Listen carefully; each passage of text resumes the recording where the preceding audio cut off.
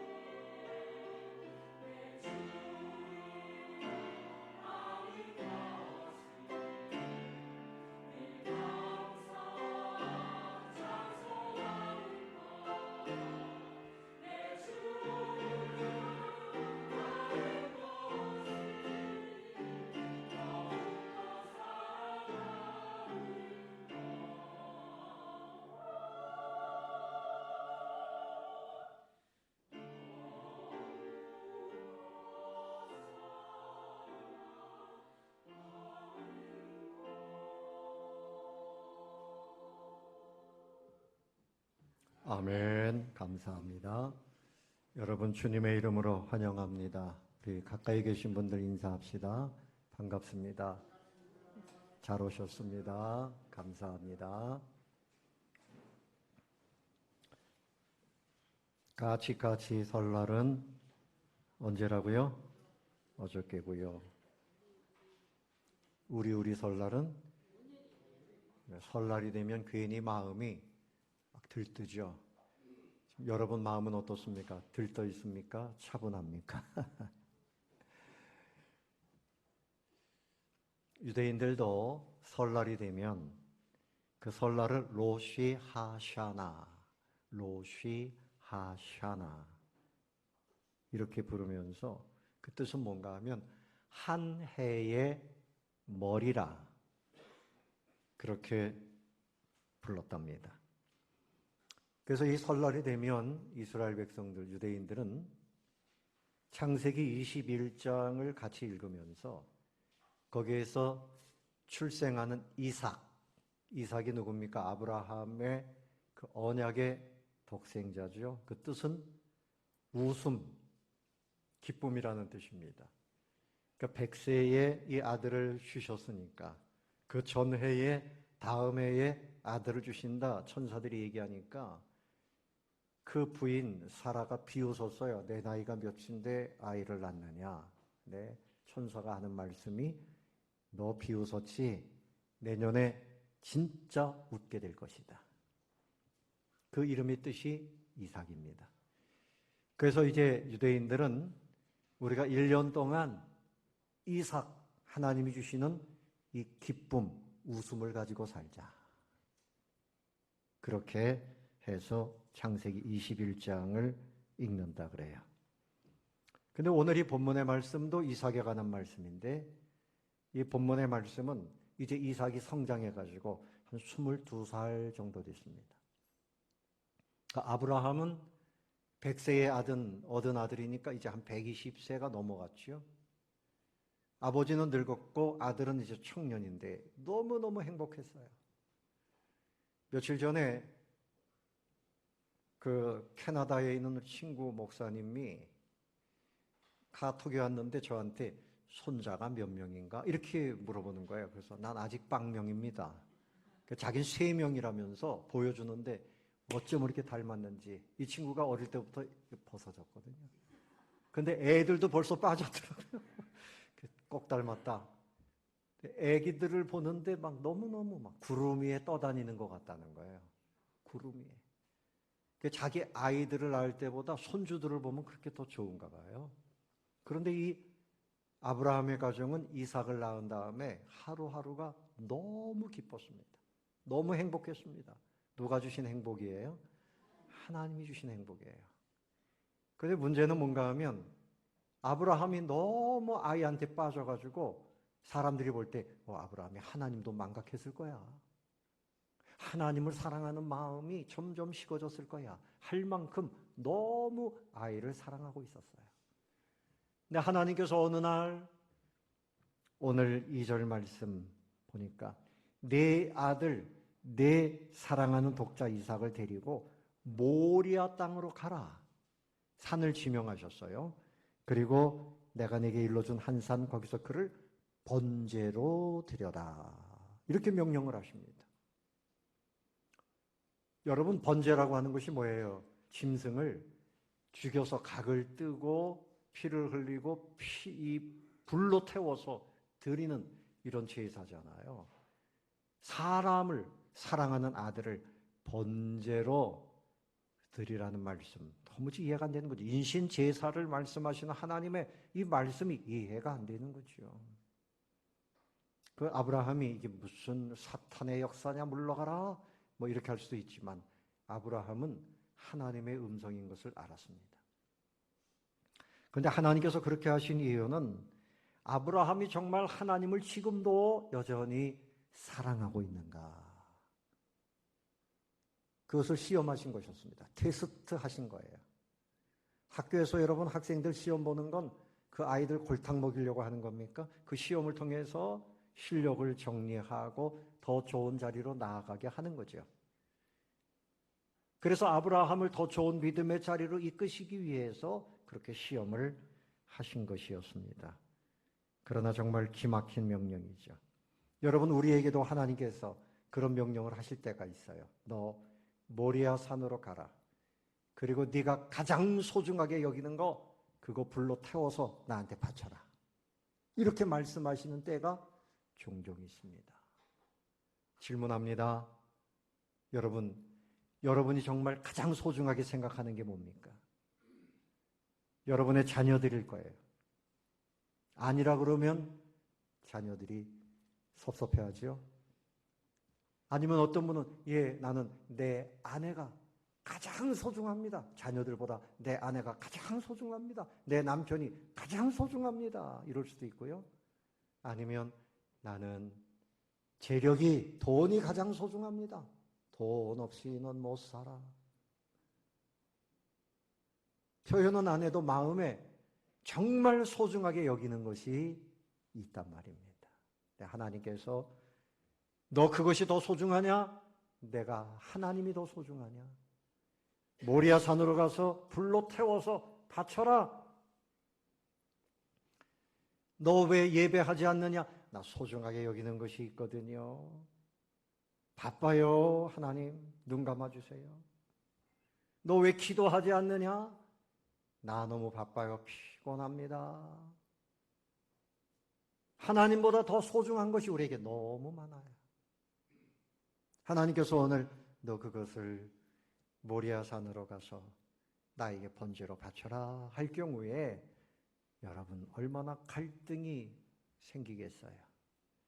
하나님은 그렇게 말씀하시지 않지만 목사님이 기도하러 나오세요. 예배합시다. 같이 봉사합시다. 또 우리 교회 임직자를 지금 이제 기대하면서 기도하고 있는데 이제 임직을 받아서 같이 일합시다.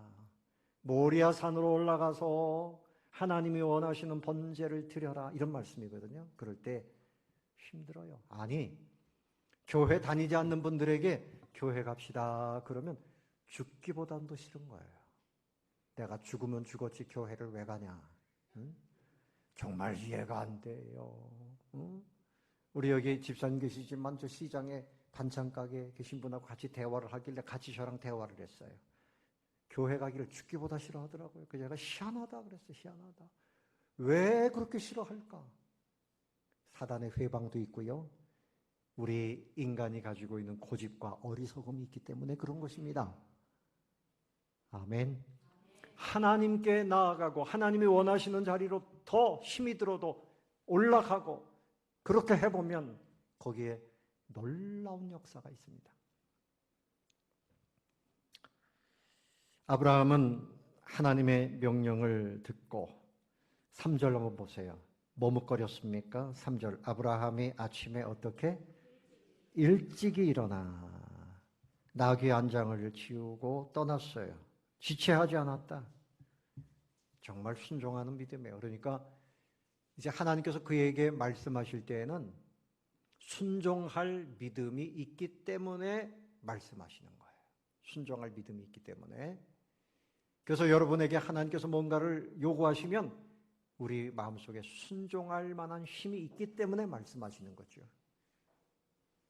히브리서 11장 17절에 보면 믿음으로 시험을 받을 때에 이삭을 드렸으니 그는 약속들을 받은 자로서 그 독생자를 드렸다 그랬어요.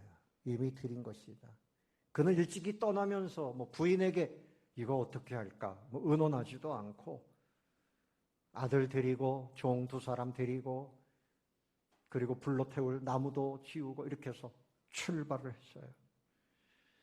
하나님께서는 그때부터 이미 아브라함을 아시는 거죠.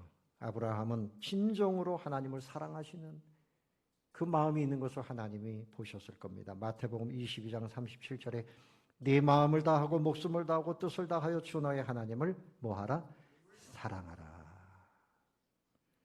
그래서 신앙생활은 하나님과의 사랑하는 관계를 이루어가는 거예요. 그래서 사랑 속에는 행복이 있고 기쁨이 있습니다. 여러분 예수님 믿는 거 어렵지 않아요. 하나님의 사랑을 하나하나 깨달으면서 내가 하나님을 사랑하고 사랑하는 속에 위로가 있고 기쁨이 있고 하나님 주시는 놀라운 축복이 함께 있음을 믿으시기를 바랍니다. 아들 때문에만 기뻐하지 말아라. 나하고 놀자. 나하고 다시 더 가까이 지내자. 이것이 주님이 아브라함에게 주신 말씀의 뜻입니다. 예수님도 말씀하셨어요. 아비나 어미를 나보다 더 사랑하는 자는 내게 합당하지 않다 그랬어요. 오늘 하나님께서 그러므로 아브라함에게 너 떠나라. 아들, 네가 가장 소중하게 여기는 아들을 데리고 모리아 땅으로 올라가라 그랬어요. 그는 믿음으로 승리했습니다. 자, 아브라함이 아침 일찍에 일어났어요. 주의 계명을 지키기에 신속히 하고 지체치 아니하였나이다. 시인은 시편 119편 60절에서 그렇게 고백합니다. 여러분, 우리가 하나님을 섬기는 일에 있어서 순종하면서 이왕이면 지체하지 말고 기쁘게 부지런히 아멘 따라해 봅시다. 지체하지 말자.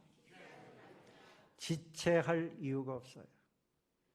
지옥에 가면 껄껄껄 그런다잖아요. 교회 나갈 걸, 예수님 믿을 걸, 껄껄한다는 거죠.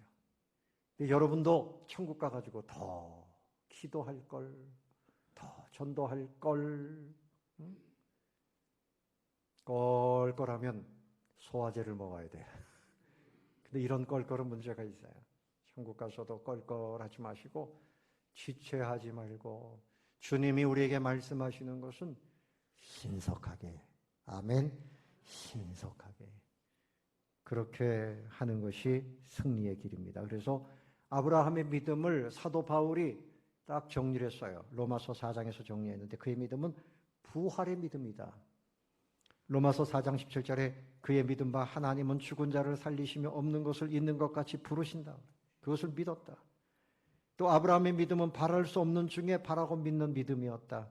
로마서 4장 18절. 아브라함이 바랄 수 없는 중에 바라고 믿었다. 도무지 이것이 무슨 뜻인지 모르지만 믿고 나아갔어요. 하란 땅에서 부름받았을 때도 그랬고 지금 이삭을 드리라고 하는 이때에도 도무지 이해가 안 되지만 여러분 믿음은 이해가 돼야 믿는 것이 아니고 이해가 안 돼도 믿는 것이 믿음입니다. 아멘.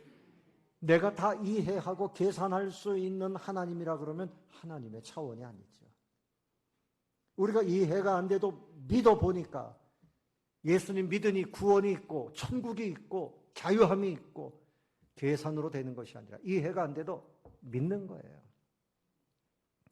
그의 믿음은 견고한 믿음이에요. 로마서 4장 20절에 믿음이 없어 하나님의 약속을 의심치 않고 믿음이 견고하여져서 하나님께 영광을 돌렸다. 여러분 믿음은 견고한 믿음이 되시기를 축원합니다. 늘 의심하는 마음은 믿음이 아니에요. 흔들리지 않는 견고한 믿음. 그리고 아브라함의 믿음은 하나님은 약속을 성취하신다. 약속을 어떻게 해요? 성취하신다. 하나님이 무슨 약속을 하셨습니까? 지금은 내 독자 이삭을 모리아산에 가서 번제로 죽여라. 근데 하나님이 아브라함을 처음 부르실 때 하신 약속이 뭡니까? 너의 후손이 하늘의 별과 같이 해변가의 모래알처럼 번성하게 될 것이다. 하나님의 그 약속을 지금도 믿고 있는 것입니다. 하나님은 헛된 말을 하시는 분이 절대 아니에요. 사람은 거짓말도 하고 본인이 무슨 말을 했는지 까먹기도 해요. 내가 그런 말 했어.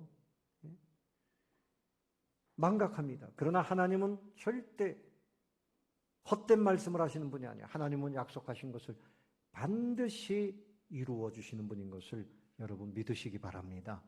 아브라함은 그때도 믿은 거예요. 그래서 이제 아들을 데리고 올라가는데 종들에게 너희들 이곳에 있고 이제 이삭만 나 따르너라. 그리고서 아들에게 그 불로 태울 나무침을 그림을 보세요. 네, 눈을 떠서 그림을 좀 보세요. 그때 장면, 사진은 아니고 이제 상상해서 그린 거예요. 아버지가 앞에 가고 아들 이삭은 뒤에 나무 보따리를 짊어지고 따라갑니다.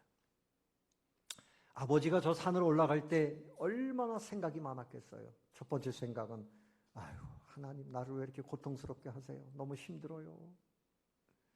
또 하나는 하나님의 뜻이 있겠지. 내가 그동안 아들한테 너무 빠져 있었구나.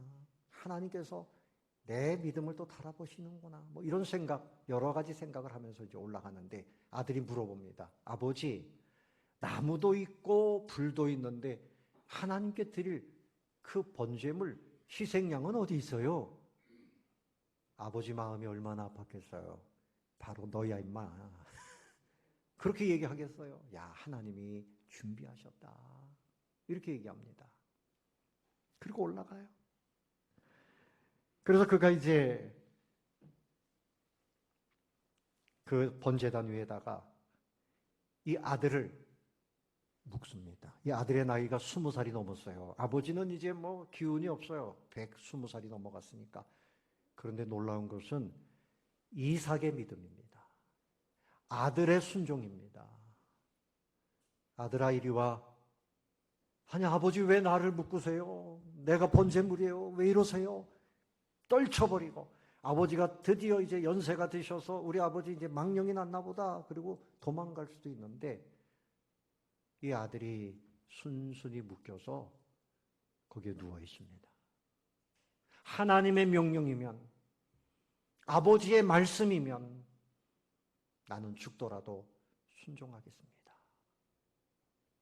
이것이 진짜 순종이죠. 젊은이들 잘 들으세요. 부모님의 말씀은 하나님의 권위가 있음을 믿으시기 바랍니다. 나는 나고 엄마는 엄마고 아빠는 아빠고 요즘에 아이들 순종 잘 안 하잖아요.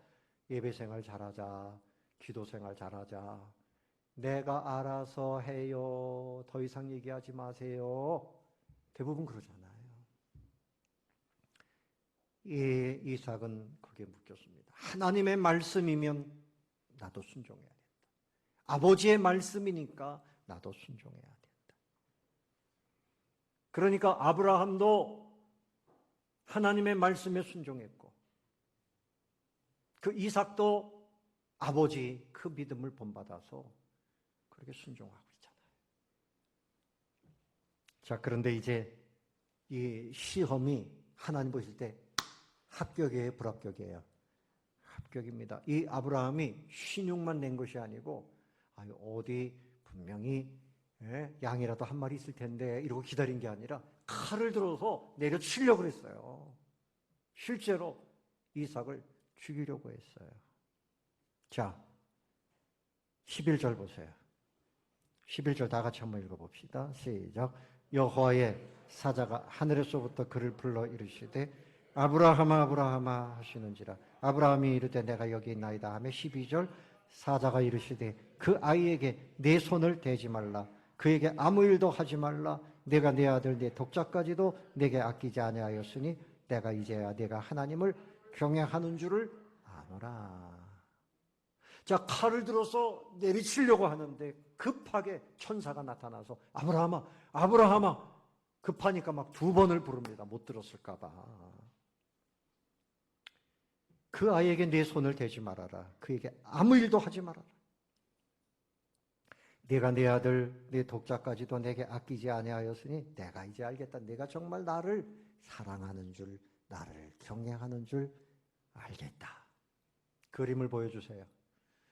그래서 이제 그 방송실 둘이 이제 손잡고 아버지 끝난 거예요. 나 정말 죽는 줄 알았어요, 아버지. 아들아, 야 고맙다. 너 죽으려고 했냐? 나도 너 죽일 뻔했다. 하나님이 이제 보셨고 합격했다. 그리고 돌아보니까 13절에 아브라함이 눈을 들어 살펴본 적 한 순양이 나무에 걸려 있어요. 그냥 걸린 게 아니죠. 좀 전엔 안 보이더니 순양이 나타났어요. 누가 보내주신 겁니까? 하나님이. 그래서 이 순양을 가져다가 아들을 어떻게? 대신하여, 이 말이 중요해요. 아들을 뭐하여? 대신하여 번제로 드렸더라. 이 말씀은 바로 예수님 십자가에서 우리를 위해서 대신 달리신 그 사건을 보여주신 거예요. 이 모리아 산은요, 모리아 땅에서 아브라함이 이삭을 번제로 드리려고 했죠. 왜 하나님이 하필이면 그 모리아 땅 모리아 산으로 가라고 하셨을까? 성경 전체에서 가장 중요한 장소입니다. 우리를 대신 구속하신 예수님이 어디에 달렸습니까? 바로 모리아산 북쪽 능선 골고다 언덕이에요. 예수님이 거기서 우리 대신, 이 순양이 아니라 예수님이 대신해서 모든 인류, 저와 여러분의 모든 죄를 100% 몇 %? 그리고 영원토록, 언제까지? 영원토록 다 사해 주신 장소가 바로 이 모리아산이요. 또 역대하 3장에 보면 솔로몬이 성전을 짓는데 어디다가 지었을까요? 바로 이 모리아 산에 지었어요. 하나님은 그렇게 계획하신 거예요. 그래서 오늘 아브라함에게 너 그곳에 가라. 그래서 아브라함이 내 독자를 주실 때는 언제고 도대체 이게 뭡니까? 아들을 죽이려고 하는 그 마음이 얼마나 비통했겠어요. 그 비통한 마음 누구의 마음을 보여줍니까? 하나님의 마음입니다. 독생자를 그곳에서 십자가에 못 박아 죽이시면서 저와 여러분을 구원하실 때 그 하나님의 마음, 예수님 십자가에 달리셔서 엘리 엘리 라마 사박다니 아버지 하나님이여 하나님이여 어찌하여 나를 버리시나이까. 버림받는 그 아픔을 이야기했지만 버리시는 하나님의 마음은 얼마나 아프셨을까. 자, 그래서 여기에 보니까 한 순양이 나타났어요. 그래서 그곳으로 대신하여 아들을 대신하여 번제를 드리고 14절 다 같이 읽어봅니다. 시작. 아브라함이 그 땅 이름을 여호와 이레라 하였으므로 여호와의 산에서 준비되리라. 아멘. 여호와의 이레, 여호와 이레. 그 뜻이 뭐라 그랬어요? 여호와의 산에서 준비되리라. 여호와의 평지에서 준비되리라가 아니라 산 위에 올라가니 준비되었더라. 산 위에 올라가니. 따라해 봅시다. 순종하며 산 위에 올라가니 준비하셨더라. 믿음은 이런 것입니다. 내가 편한 대로 마음대로 살고 있는데 하나님은 여호와 이레야. 하나님은 나한테 복을 준비하셔서 착각하지 마세요, 여러분. 내 마음대로 살면 탕자의 길을 가는 겁니다. 탕자의 길을 가면 그 인생이 망합니다. 여호와의 일의 복을 누리려면 하나님의 명령을 붙잡아야 돼요. 아멘. 그리고 믿음으로 순종해야 돼요. 아멘. 그리고 모리아산으로 올라가야 돼요. 올라가야 돼요. 저는 고등학교 1학년 때 하나님이 감동을 주셔서 예수님을 믿게 됐어요. 얼마나 좋은지 교회 가는 날이 그렇게 기다려지고 이제 고등학교를 들어갔으니까 대학 갈 준비를 해야 되는지 참 그거보다 제 마음은 교회 가는 날이 너무너무 기다려지는 거예요. 그리고 이제 우리 아버님은 또 끊임없이 저를 힘들게 하고 막 그러던 중에 고등학교를 졸업하고 나니까 하나님께서 목사가 되라 부르시는데 정말 저는 너무너무 암담했어요. 지금 제 신앙 제대로 감당도 못하는데 제가 어떻게 목사가 됩니까? 그 높은 산으로 어떻게 올라갑니까? 그때 하나님께서 저에게 주신 말씀은 내가 내 등 뒤에 있다. 내가 너와 함께 하겠다. 이 말씀 붙들고 용기를 내서 신학을 하게 됐습니다. 처음 예수를 믿는 사람들 대단한 용기를 가지고 나오는 거예요. 그런데 우리의 용기뿐만이 아니라 하나님의 손길이 있다고 하는 사실을 믿으시기 바랍니다. 또한 우리가 주님을 섬길 때 신앙의 한 단계 한 단계 이 산을 올라가야 돼요. 산을 올라가야 돼요. 나는 기도 안 합니다. 예배 제대로 못 드립니다. 봉사 제대로 못 합니다. 주일 성수 제대로 못 합니다. 나는 못 합니다. 그런데 주님은 해라. 네 마음을 죽이고 네가 소중하게 생각하던 것을 죽여라. 그러면 당장 그것으로 끝날 것 같지만 산 위에 올라가면 주님이 어떻게 해요? 예비하신다. 축복을 준비하신다. 아멘. 그래서 우리가 더 좋은 신앙, 더 깊은 단계로 들어가려면 주님의 말씀 붙들어야 돼요. 그리고 순종하고 올라가야 돼요. 나무찜을 짊어지고 올라간 이삭처럼 그 아브라함처럼 올라가야 돼. 다니엘을 생각해 보면 그는 매일 3번씩 그 바벨론 포로로 잡혀갔지만 동쪽 창문 예루살렘 쪽을 향해서 창문을 열어놓고 기도하고 찬송했어요. 그를 미워하던 정적들이 그를 죽이기 위해서 한 달 동안 그 자기들 대왕이 아닌 다른 곳에 경배하면 사자굴에 집어넣습니다. 그래가지고 왕에게 왕을 그렇게 현혹해가지고 도장을 찍었어요. 그걸 알면서도 다니엘은 그 사실을 알면서도 후퇴하지 않고 창문을 열어놓고 기도하다가 사자굴 속에 들어갔습니다.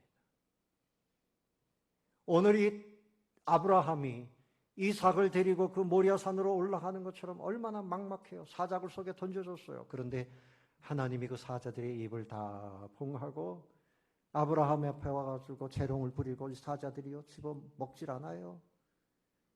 그래서 그 다니엘은 그 사자굴 속에서 나왔고 오히려 그를 모함했던 사람들이 죽임을 당하게 되고 다니엘은 그 후에 하나님이 주신 지혜와 또 나라에서 더 높여줘서 더 큰 일을 하게 되지요. 모리아산에 올라가면 그 산에서 예비하리라. 아멘. 여러분의 고백이 될 수 있기를 바랍니다. 요셉을 생각해 보면 그는 하나님이 주신 꿈을 17살에 품고 하나님이 주신 비전을 품고 있었어요. 하나님의 비전을 품으면 공격하는 세력이 있어요. 그의 형제들이 시기하고 죽이려고 했어요. 죽이지는 않고 이제 노예로 팔아버렸습니다. 애굽으로 팔려갔어요. 종살이 합니다. 그러다가 또 억울하게 옥살이도 합니다. 그러나 요셉은 조금도 흐트러지지 않고 하나님을 더욱 붙잡았어요. 하나님과 함께 하시니 그가 범사가 형통하였더라. 옥살이 몇 년 하더니 그 옥살이가 끝난 줄 알았어. 옥살이로 끝나는 줄 알았더니 옥살이 끝에 바로 황제의 꿈을 해석하게 되어지고 갑자기 애굽의 총리가 되어져서 그래서 가뭄의 때를 예비하고 그 많은 사람들, 근동에 있는 사람들 가뭄에서 살려내고 하나님의 일을 하는 그런 위대한 사람이 됐습니다.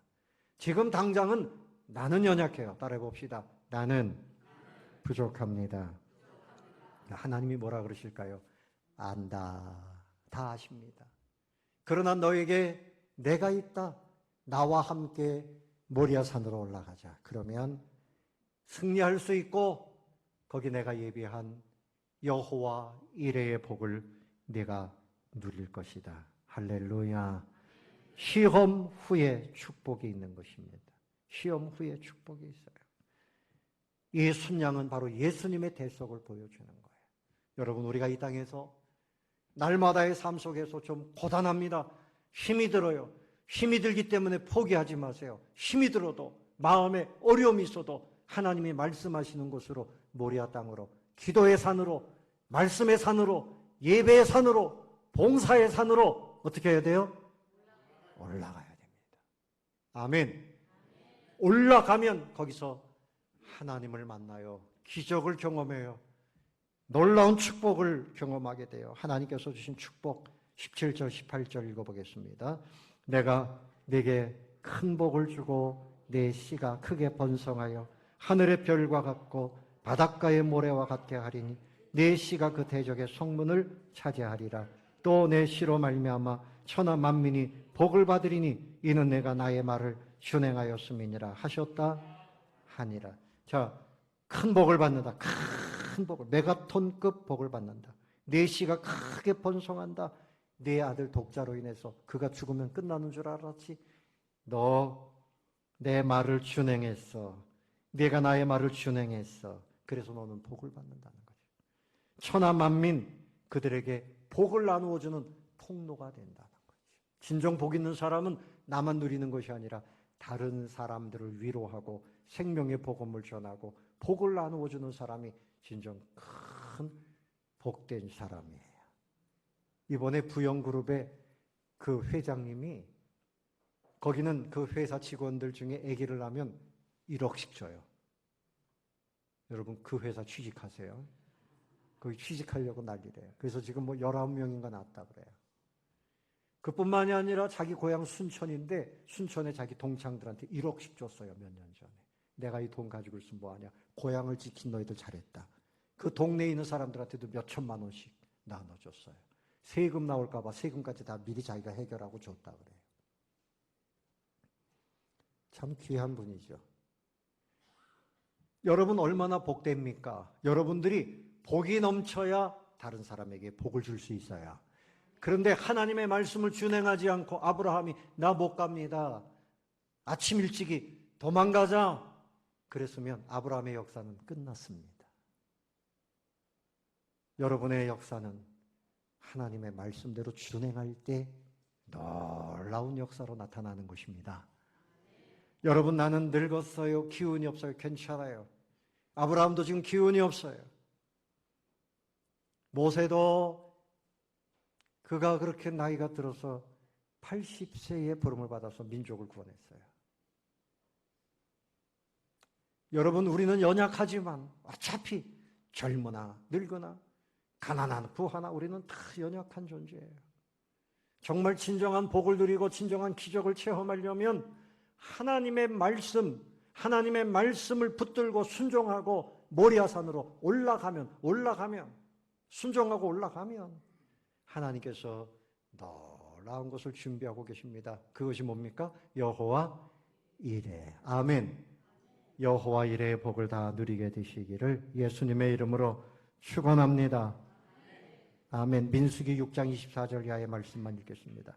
여호와는 내게 복을 주시고 너를 지키시기를 원하며 여호와는 그의 얼굴을 내게 비추사 은혜 베푸시기를 원하며 여호와는 그 얼굴을 내게로 향하여 드사 평강 주시기를 원하노라.